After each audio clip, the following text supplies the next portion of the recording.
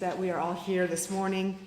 If you are new to us, we are an intentional community whose shared work is to welcome all ages, all genders, and all sexual orientations. We strive to welcome people of all creeds and beliefs, all economic circumstances, and all kinds of families. Our vision is to create a just world through vibrant, beloved community. If you would like to connect with us and learn more about our congregation, just fill out the guest card that you received when you arrived. If you didn't get a guest card, our greeters will be happy to give you one after the service, and this will help us connect you to our congregation. If you're joining us online, welcome. If this is your first time, if you're new to Eliot Chapel, let us know you're here by dropping us a line at welcome@eliotchapel.org. We have 2 coffee hours. Here on site, we have coffeeless coffee hour in Adams Hall so that we can keep our masks on. Our online Zoom coffee hour starts at 12:30.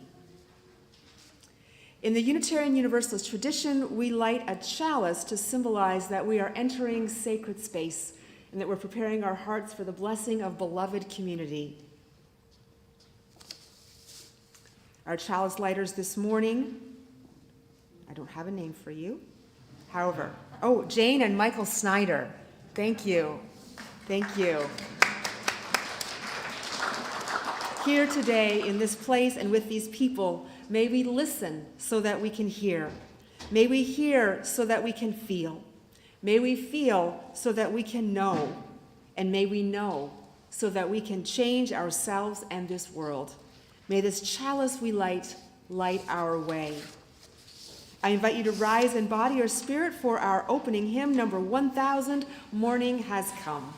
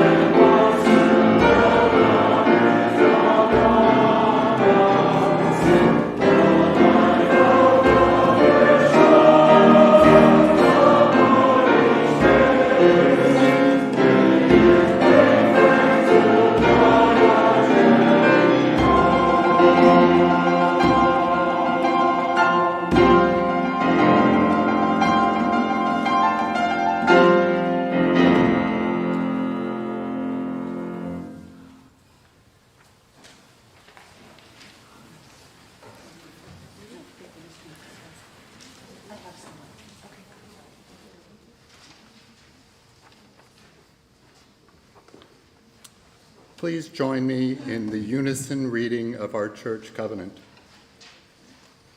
As a free congregation, we promise to one another our mutual trust and support. To create beloved community, we promise to be kinder to each other than we have to be. to listen fully to each other with an open mind and heart, to speak responsibly and respectfully, to find ways to improve our church for all members and friends.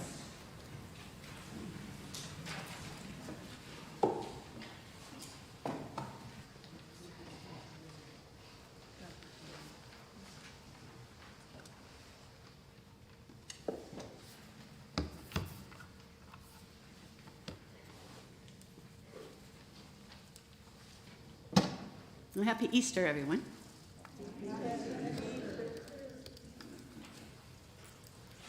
So our story today is about an Easter tradition. Now, in Ukraine, in normal times, they do Easter really big, about as big as Christmas here. Early on Easter morning, people would bring their Easter baskets into church to be blessed by the priest. None of you did that today, did you? I see a lot of kids.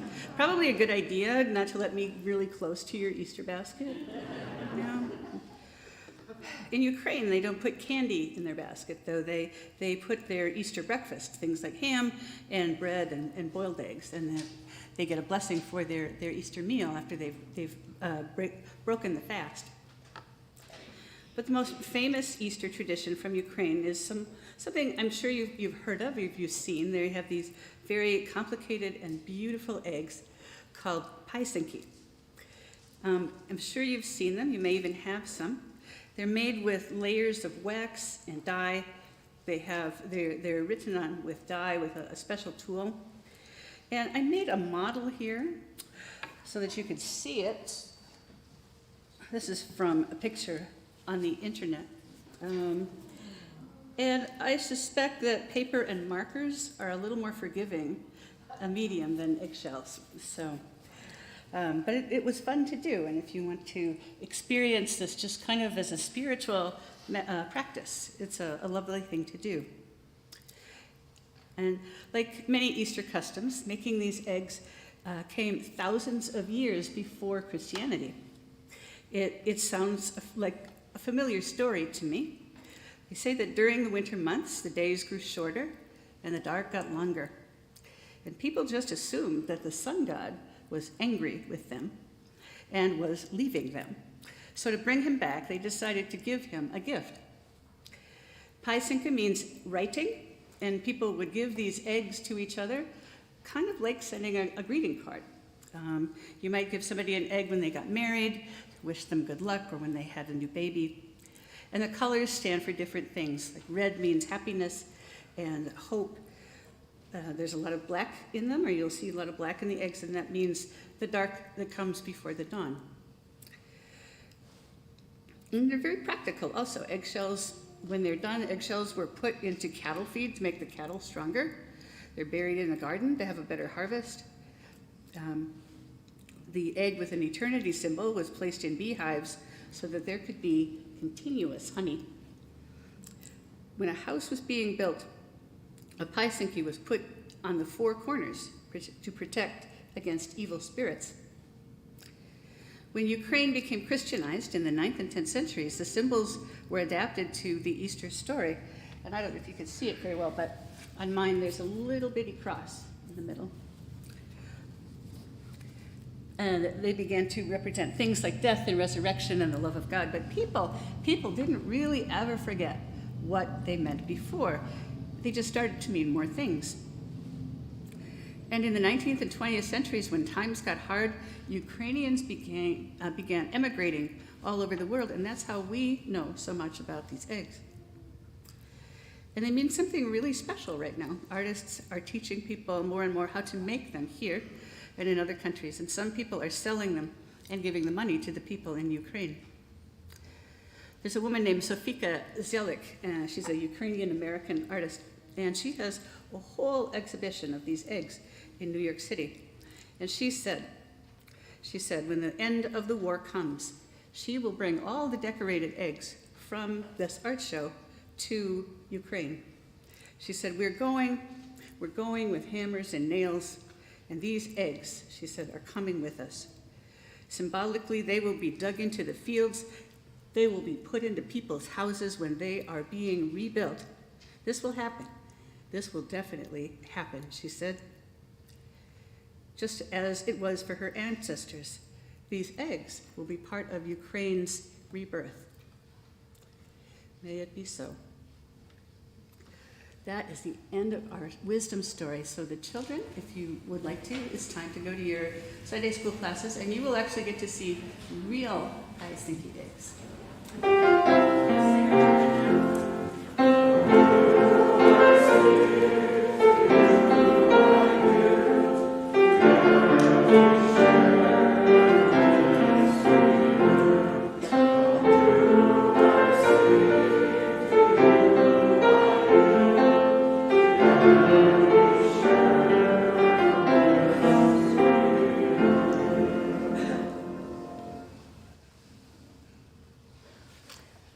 I invite you to join with me in the spirit of prayer and meditation.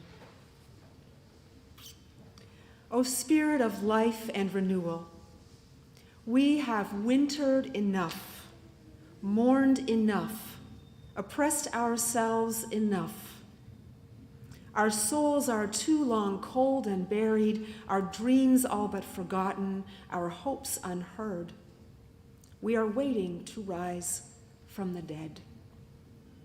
In this, the season of steady rebirth, we awaken to the powers so abundant, so holy, that returns each year through earth and sky.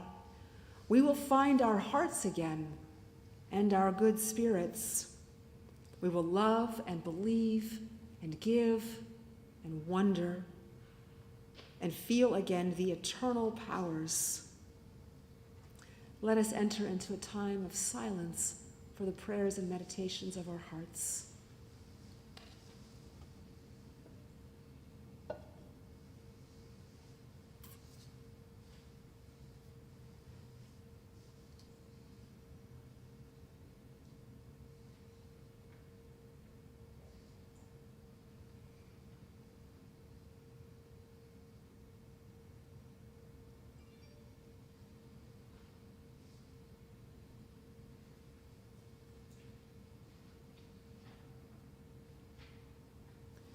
Let us speak the names of those we would hold in prayer.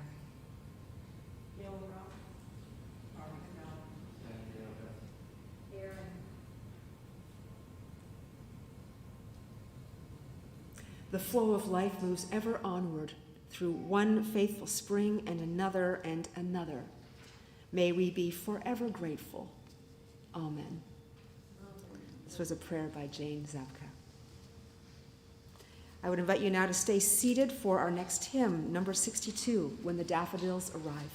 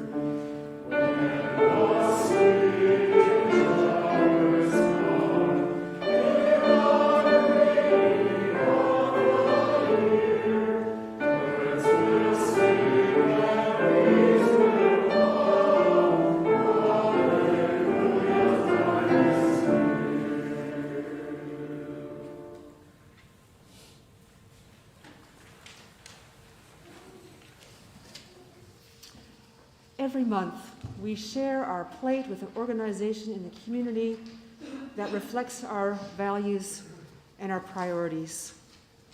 They get half of our offertory, and half of the offertory goes to our many life-sustaining ministries. This month, we're sharing our plate with the Immigrant Home English Learning Program, or iHelp, which offers foreign-born adults the opportunity of English language education that is individualized and in-home. Formerly Immigrant and Refugee Women's Program, iHelp has helped over 1,300 students in the last 25 years. You can give the old-fashioned way in our offertory basket, or you can text Eliot shared plate in one word with the amount you want to give to 73256. If you're giving online, please see the giving page on our website. And of course, a check with shared plate in the memo line mailed to the church will always do the trick. So let us be a generous people. Let us support our community. Will the ushers please come forward?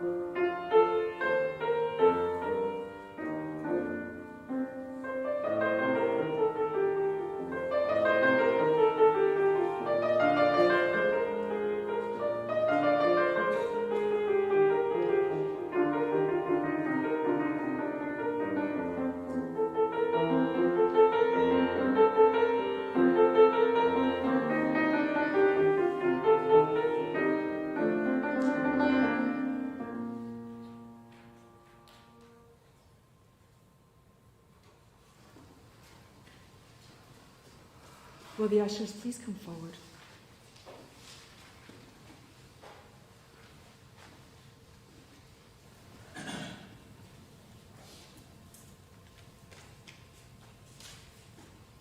Please join me in blessing these offerings with the words printed in the order of service. To the work of the church, which is weaving a tapestry of love and action, we dedicate our lives, and these are offerings. Thank you.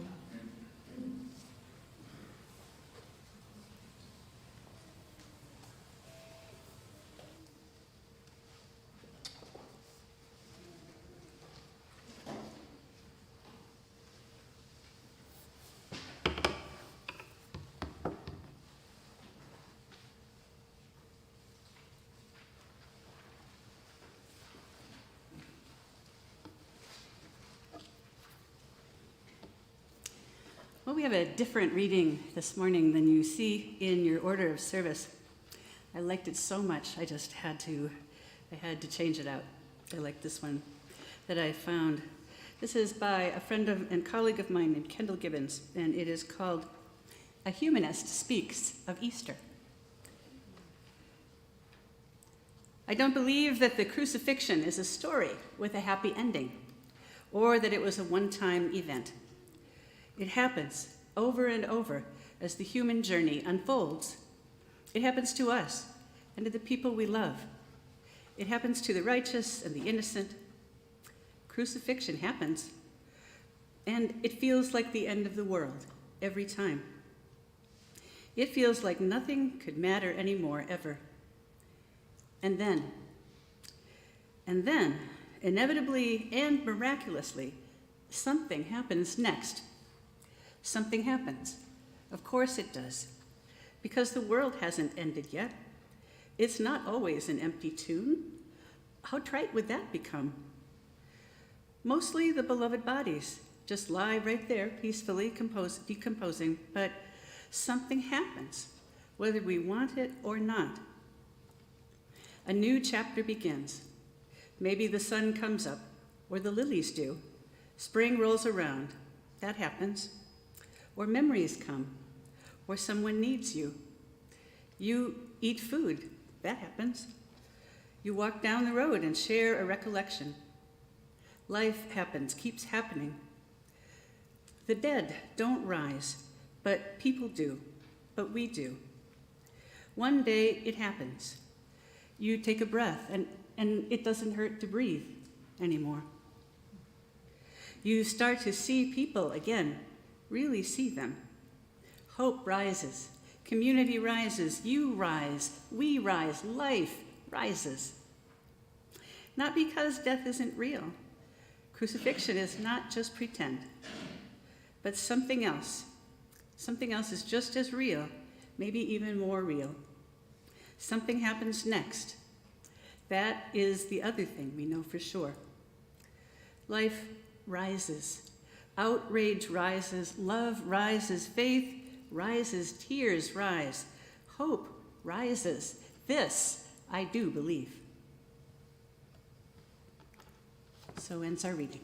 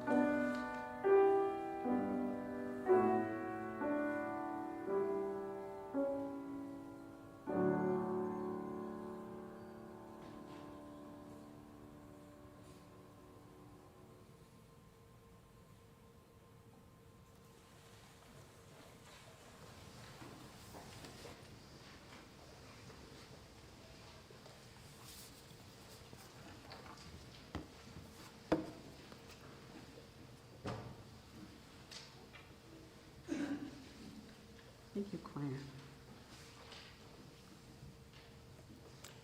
Did anything in the Easter story really happen?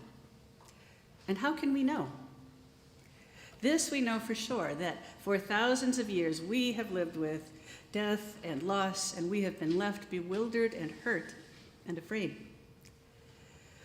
This we know, that for thousands of years, pagans were fearful when the sun went away and everything went cold and dark, and there was no assurance that spring would come. They needed a way to hope and created rituals and stories and beauty. This we know for sure, that people can be brutal with one another, that there is oppression and deep unfairness in the world. We're seeing this perhaps most clearly in Ukraine right now. The Jews living in Jesus' time experienced such oppression themselves. And then a rabbi came and brought healing and led them in a peaceful form of resistance. Very, very different from being passive and quiet or keeping your head down and avoiding trouble. That was not possible. But resistance, dignity, and even hope were. Now the Romans were clear what was to be done with someone who brings that about. Roman law executed anyone who stirred up the people, which Jesus clearly did, and that should have been the end of it. Did this really happen? A Jewish and a Roman historian, both outside the community of believers, outside of the developing church and the gospel tradition, these two historians, writing about the end of the first century, both agree that there was a man called Jesus in that time and place. They agree that he led a popular movement and was executed for it. And they agree that that execution was surprisingly not the end of that movement. It just got bigger. The people he left behind were hurt, bewildered, fearful, yet also hopeful. They held rituals, they told stories, they created beauty. And the story that they told, to put it mildly, took on a life of its own. The key moment in this story, the Easter story, the resurrection, is never actually described in the text at all. There's a lot leading up to it: the death on the cross, people taking his body down, putting it in the tomb, the empty tomb, and then the appearance to Mary and the disciples. You get all of that described in the text, but the resurrection itself, the thing that everything seems to hinge on, just isn't there. So says Dominic Crossan, one of my favorite New Testament scholars. And now this omission meant that artists in the early centuries of the church could show the resurrection however they imagined it, however they were inspired. And icon painters were and are serious, deeply spiritual people who pray and fast before they work. But the earliest images they produced went in two basic directions, Crossan says. One where Jesus appears alone, or he emerges alone, and one where there are other people with him. And they coexisted for a long time. You might see either one in a Christian church. And the Christian church was just one at that point. And around the first millennium, the Eastern Orthodox Church split from the Roman Catholic Church, and the two images split also. One went west and the other was east. And I wanted you to see them, so I posted examples on our Facebook page. If you have your phones with you, you can get them out now. Preachers in other traditions might ask you to look something up in your Bible. I'm asking you to get your phone out. I'm even asking you to look at Facebook. I hope lightning doesn't strike. But they are both on our Eliot Chapel Facebook pages, and it's either Eliot Unitarian Chapel or Eliot Uers. Somebody around you might have it if you don't. But the Western image is of Jesus coming alone, triumphantly out of the tomb all by himself. You might have some adoring angels on either side of this, but he is doing this by himself. He is the focus. And let me just say, he looks fabulous. He looks like he just came out of the gym. Now, this is a real icon, by the way. It comes from a monastic website. Now, if you can, look at the other image. This is from the Eastern Orthodox Church. Crossan described leading a tour group in Turkey one day and being kind of stuck in one place while his group was waiting to get to the next part of the tour. The group was bottlenecked, and he was looking at this picture, and he noticed something that he had not seen before. In this image, and in all the others in the Orthodox Church, Jesus is not coming out of the tomb alone. I mean, he still looks pretty good. But now he is grabbing the wrists of a man and a woman, and he's pulling them up from a casket, up from the depths, and they are identified in the pictures as Adam and Eve. And underneath their feet, if you look closely, you can see a shadowy figure bound up. That's not Satan, but Hades, who is more like the prison guard for the underworld, and he has been trampled down and defeated. And sprinkled below, you see broken locks and keys and broken doors and empty coffins. Now, in Genesis, Adam and Eve are the first humans. In these images, they are all humans. They stand for all humanity. And they are being resurrected along with him. They don't have to do anything to deserve it. This was not the story that I was told as a child. I was not told that everybody gets resurrected, that everyone gets saved, that there is nothing special to do. Quite the opposite. Get a little glass of water here.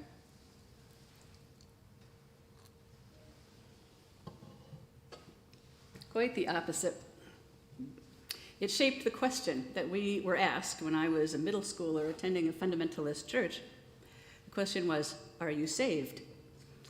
And this involved a confession of a certain kind of prayer and a commitment and a belief. And once you could say you were saved, you were supposed to go out and save other people. It was our training to ask all our friends, are you saved? It was called witnessing for your faith. And if you were lucky, your friend would say, well, no, or what do you mean? And this was your opening. You were to talk about scary things like sin and death and hell and heaven, and then wrap it all up by inviting them to your Sunday school. This was a church growth strategy. I see that now. It's taken me a while. But it also gave you the chance to give the church's answer to people's really basic fears, the very human and perhaps most universal fear we have, the fear of death, of our death and other people's that we love. The Western image, the one that we are the most familiar with, Jesus coming out alone, is a very specific answer to how that saving must occur. Believe in this lone person who was God and believe in a particular way.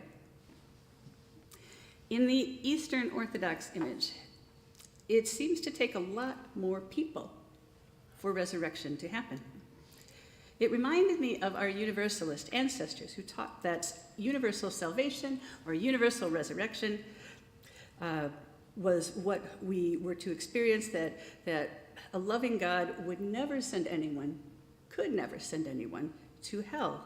It made no sense. They had a different answer to the question, are you saved? And their answer was, yes, and so are you, and so is everyone else. As a young fundamentalist, that answer would have irritated me to no end. But you can see something like it by looking at this image, Jesus taking everybody up, pulling everybody up, and everyone resurrected, all together, no exceptions. My own reading of this story, and that's something that you can do when you are contemplating an icon, what came to me was this. We are not saved for ourselves alone. We are not saved for ourselves or by ourselves. We must help each other. A story. Early last December, we got word in my family that my oldest brother Jeff was dying. He lived in Rochester, Minnesota, about an 8-hour drive from here. My already weary husband had just driven to back to St. Louis from Florida, where he'd been taking care of some of his father's affairs. But we got the call from my family, and he got in the car with me, and we drove. We knew we would probably not get there in time. We knew we would probably not get to see him. There was a surge of COVID cases at that time, and Mayo Hospital only allowed 5 visitors, even for the dying. 5 human visitors, that is. We were very grateful that they allowed Barney, Jeff's beloved Brittany Spaniel, to lay on his bed. When we were about an hour away, we got the text that Jeff had died. We went straight to their home, a house that I knew well from family Thanksgiving dinners all throughout growing up. And we had lost our other brother, Steve. I couldn't help thinking. We had lost Steve not that long ago in 2017, and now it was just my sister and me left from all the siblings. Both brothers, Jeff and Steve, died of lung disease. I was acutely aware that I had not, that I had been saved. It was the closest thing I have come in my life to a resurrection. And I had my double lung transplant 3 years ago. Steve also had a transplant but lived only 13 months, and many of them in the hospital.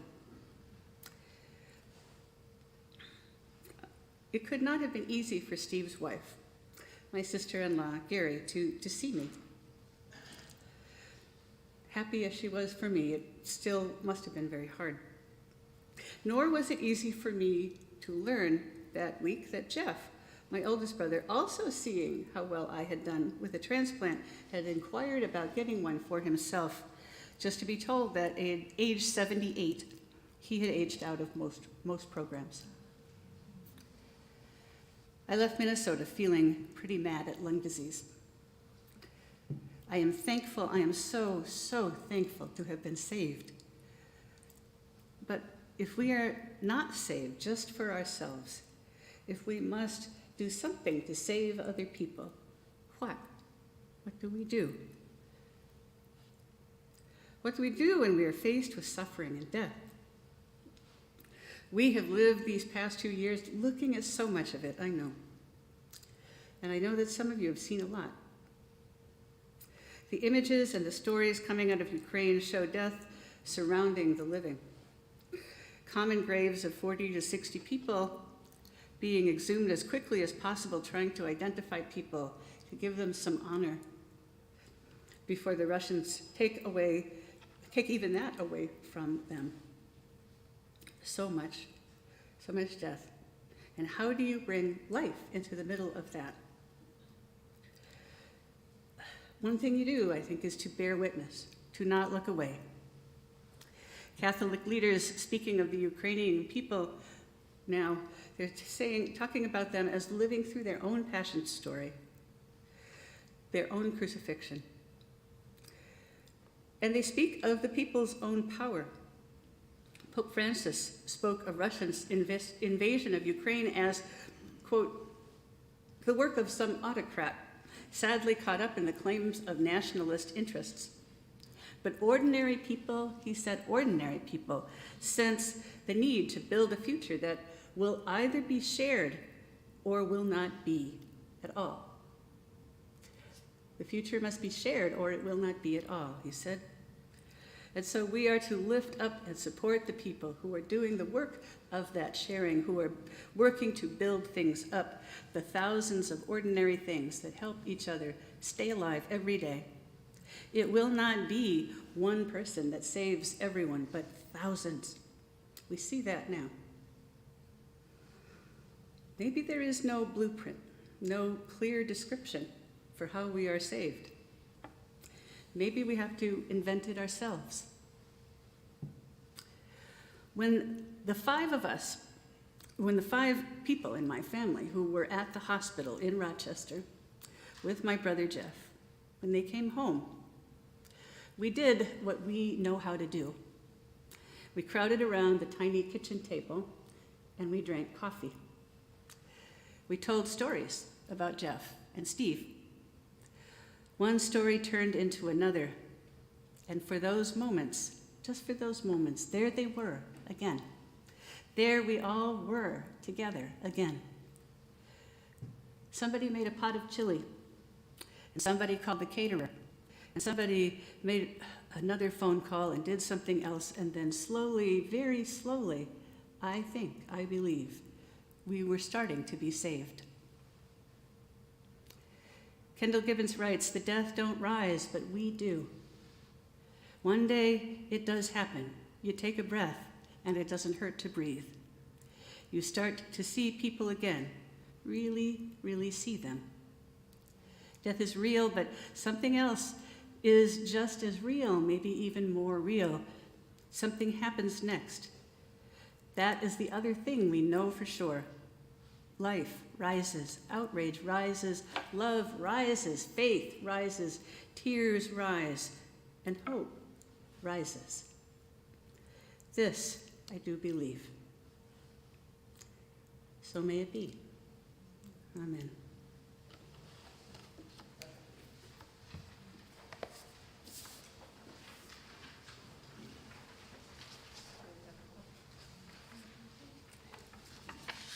If you would, please sing with me our closing hymn, Lo, the Day of Days is Here. 269 or the back of your order of service, you'll find the words. And rise as you're willing and able.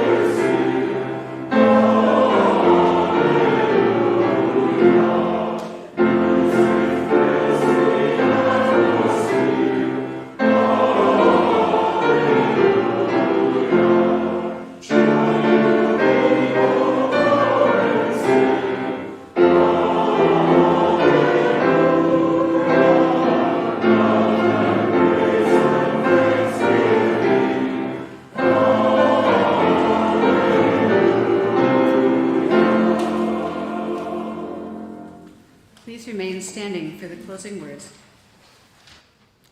Now, may the love which overcomes all differences, which heals all wounds, which puts to flight all fears, which reconciles all who are separated, be in us and among us now and always. Amen. Please be seated.